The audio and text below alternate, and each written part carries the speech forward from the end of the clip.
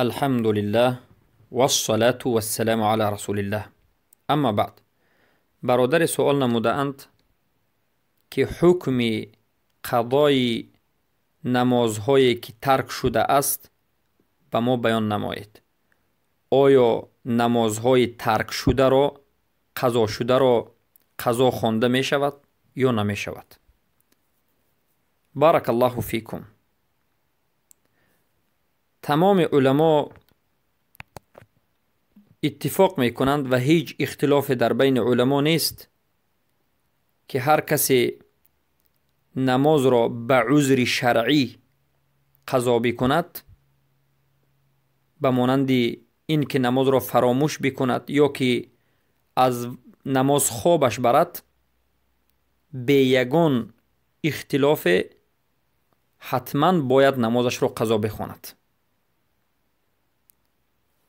چرا که رسول اکرم صلی الله علیه و سلم در حدیث متفق علیه میگویند: من نسی صلاة او نام عنها فلیصلیها حین ذکرها، یا که فکفارتها ان یصلیها حین او اذا ذکرها. هر کسی که نماز را فراموش میکند یا که از نماز خواب میکند، کفاره اش این است، یگانه راه نجات این است که زمانی که به یادش رسید که نماز را فراموش کرده است یا که خوابش برده مانده بود، حتما باید بخواند. در حالت به یادش رسیدن حتما باید بخواند. این حدیث متفق علیه است، امام بخاری و مسلم روایت کردند. و این چنین در روایت مفردات بخاری آمده است که میگویند، فقط امام بخاری روایت کرده اند: من نسی صلاة فلیصلی اذا ذکرها. هر کسی که نماز را فراموش بکند پس بخواند زمانی که به یادش آمد. لا کفارة لها الا ذلك.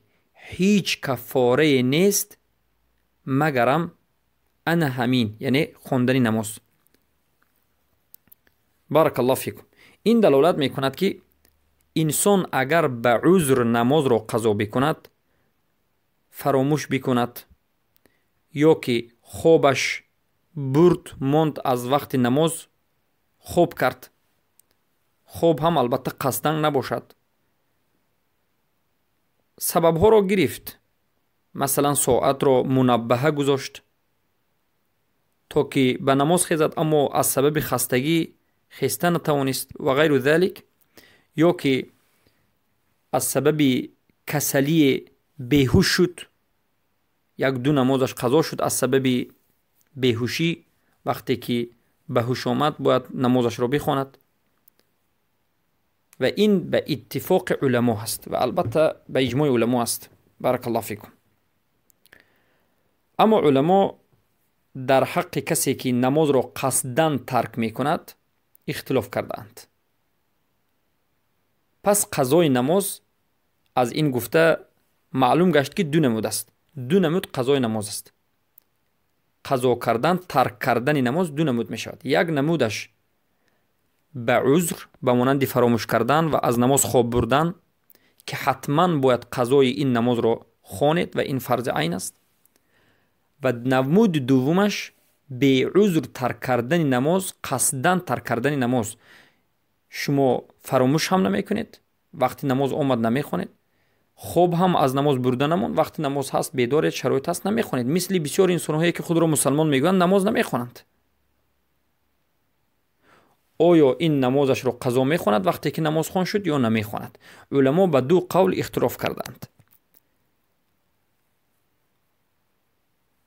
جمهور علما می گویند که به وی واجب است که قضا را خواند و دلیلشون همون دلیل هایی که حدیث پیشتره را ما با شما بیان کردیم، امام بخاری و اینچنین امام بخاری و مسلم روایت کردند. کسی که خوابش برد و فراموش کرد نماز را خواند. همین دلیل رو می آورند، میگن که نمازش رو باید خواند. اما شیخ الاسلام ابن تیمیه، ابو محمد ابن حزم و بعضی از صاحبان امام شافعی میگویند که هر کسی که نماز را قصدن ترک کرد، قصدن عمدن ترک کرد، سلامتیش خوب بود، میگشت، خوب هم نبرد، نماز وقت نماز پیشین شد، عصر شد، شام شد، بیدار است، سلامتیش خوب است، نماز را نخواند، قصدن عمدن ترک کرد، وقتش رو گذرانید، این انسان قضای این نماز رو نمیخواند، بلکه بجای این چی میکند؟ بسیار توبه میکند، استغفار میکند، ذکر میکند، عملهای خیر رو انجام میدهد و بسیار نماز نفل میخواند که شاید نماز نفلش در روز قیامت نجاتش بدهد و جای این کمبودی رو بگیرد و صدقه بدهد. این عملها رو بجای قضای نمازش انجام میدهد. سبحان الله. و این دو قول علما در مسئله تارک الصلات عمدن است و قول راجح والله اعلم بالصواب که اکثر مشایخ ها رفتند و مشایخ های ما رفتند و خود ما هم به همین میرویم، این است که هر کسی که نماز را قصداً ترک کرده است قضا نمیخواند، اما کسی که نماز را به عذر ترک کرده است، فراموش کرده است و خوابش برده است، البته این میخواند به حدیث به حجت. کسی که نماز را قصداً ترک کرده است نماز نمیخواند، قضا را نمیخواند. چرا؟ اولا بعضی از علما و اکثر علما گفتند ترک کردن یک نماز قصداً این صاحبش رو کافر میکرد. یک انسان قصداً یک نماز رو ترک کرد کافر است. وقتی که کافر شد شرط نیست که قضا بخواند، اما وقتی که توبه کرد، التوبه تجب ما قبلها والاسلام یهدم ما قبلها. توبه پیش از خودش بوده تمامی گناه، معصیت، شرک، کفر رو نابود میکند، پاک میکند. و اسلام آوردن پیش از خودش بوده تمام چیز رو پاک میکند. پس انسانی که نماز رو قضا کرد قصداً باید توبه کند، صادقانه توبه اش باشد، دیگر نماز رو از وقتش نگذارد، توبه نکند و حتما باید چی بکند؟ نماز رو بخواند. بارک الله فیکم. و دلیل دوم این است که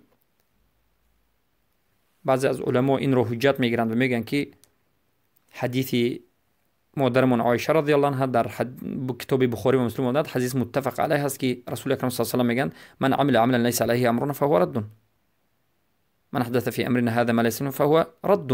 یعنی هر کسی که عملی رو انجام بدهد در حالتی که این عملش موافق عملی ما نبود، رسول الله میگن این عملش رد است، قبول نیست. پس میگویند هر کسی که نماز رو قصداً ترک کرد و بعد قضا خواند، این عملش مخالف امر رسول الله است، پس این عملش مردود است، جایز نیست و میگویند از این عمل برحذر باشید و بجای این توبه بکنید. و بسیارند امروز کسانی که اعوذ بالله نماز بامداد میخوانند، پیشین رو یعنی ظهر رو نمیخوانند، عصر رو نمیخوانند، شام رو نمیخوانند، وقتی که خفتن شد به خانه اشون باز میگردند و نماز رو جمع میکنند، یک بار توده میکنند، یک وقت میخوانند که البته این جایز نیست و این کفر است و این چنین انسان کافر میشود.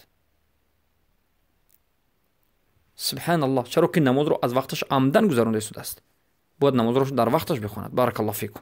چرا که الله سبحانه و تعالی نماز رو در وقتش فرض است، در وقتش نماز رو فرض کرده است.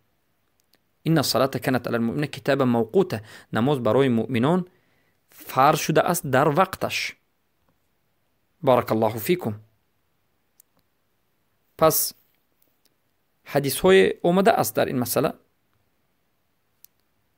که این رو بیان میکند و در این مسئله اینچنین این سخنی که ما گفتیم سخن شیخ الاسلام تیمیه و بعضی از صاحبان امام شافعی و ابو محمد ابن حزم ظاهری و اینچنین از صحابگان عمر ابن الخطاب، عبدالله ابن عمر رضی الله عنهما و سعد ابن ابي وقاص و سلمان فارسی و عبدالله ابن مسعود و قاسم ابن محمد ابن ابي بکر رضی الله عنهم و بدیل عقیلی و محمد ابن سیرین، یکی از معروف است علامه اهل سنت و الجماعت، و مطرف ابن عبدالله و عمر ابن عبدالعزیز و غیر از اینها در همین منهج هستند.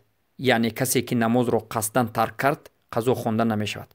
یعنی کسی که مثلا 10 سال 5 سال کم یک بعضی نماز میخواند بعضی نمیخواند، قصداً نماز رو ترک میکند. قصداً ترک کردن یعنی صحت سلامت است، در وقت نماز زنده است، بیدار است، اما نماز نمیخواند، همین قصداً ترک کردن است، عمدن ترک کردن است. قضای نماز را نمیخواند، باید توبه بکند، باید صدقه بدهد. صدقه رو باید به محتاجا بدهد. و اینچنین علمای لجنه دائمه همین فتوا رو برآوردند. بارک الله فیکم و حیاکم الله بیاکم.